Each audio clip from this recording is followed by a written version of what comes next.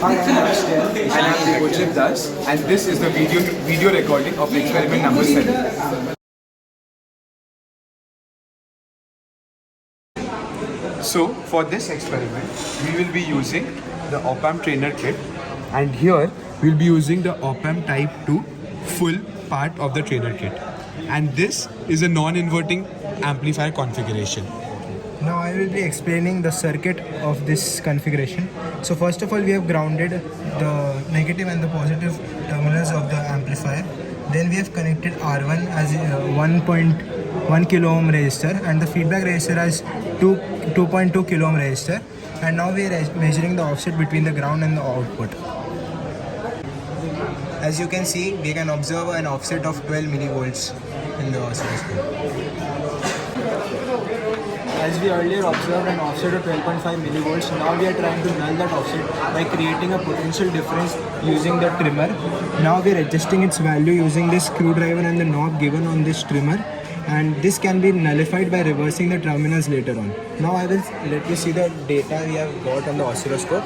In the channel 1, which is the offset we have observed between the ground and the output, which is 12.5 millivolts, and channel 2 is the offset what we created, potential difference created in the trimmer section, which is 12.1 millivolts, approximately the same, Which we basically have adjusted using the screwdriver and the knob. After we got the value from the trimmer, we connected the output directly to the S1 pin on the trimmer, and now we are measuring the output from the ground of the op-amp part and the ground of the trimmer part. We are doing this to nullify the offset that was generated. So the trimmer generated the same potential difference that was found in the offset of the same magnitude but negative sign. So initially you could see that the channel 1 mean was somewhere around 12.5 millivolt, but now you can see that it's almost nullified and it's showing 670, 650 microvolt.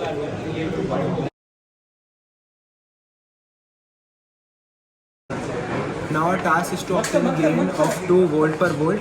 And as you know, the formula of gain is V output by V input, which is equals to 1 plus feedback resistance divided by R1. So to get a gain of 2, we have chosen feedback resistance is equals to 1 kilo ohm and also the R1 is equals to 1 kilo ohm.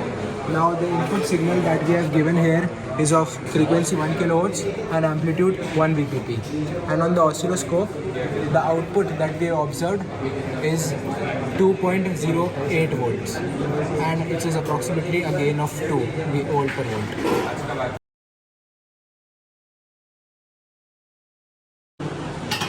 So now the task 3 is to observe the saturation of the output signal corresponding to changing the values of the amplitude of the input signal. We start changing the values from 1 VPP. We can see that the amplitude of the output voltage is increasing as we are changing the amplitude of the input voltage. We now have reached to 9 VPP. Here you can observe there's a small amount of clipping that can be observed. On increasing to 9.1, 9.2, we can still see that the amplitude is increasing, but in a slow rate.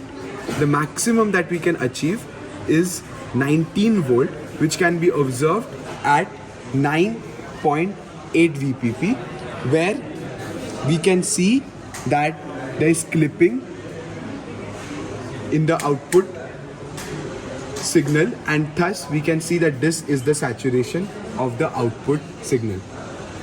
At 10, we can see there is clear clipping. Now, even on increasing the amplitude to 13, 14 and higher values, we can see that there is no change in the amplitude of the output signal.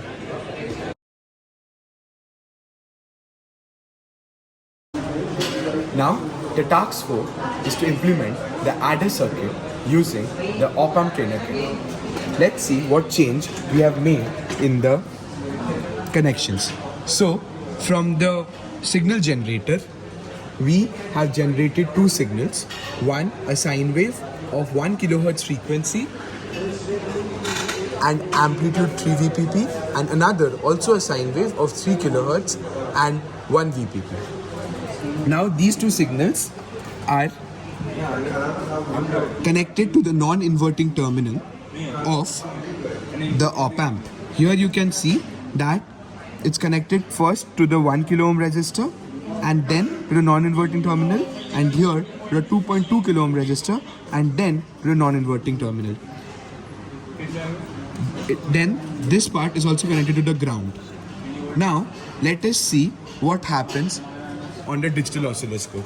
You can see that when we added two sine waves, we observe this form of a signal. As we know that if we keep on adding more and more sine waves, we'll observe a square wave. It might be interesting to see the FFT of this signal. So let's see what is the FFT of this signal. Adjusting the scale. So here you can see that each of the small square box is of 500 Hertz. So this peak is observed at 1000 Hertz and this peak is observed at 3 kilohertz.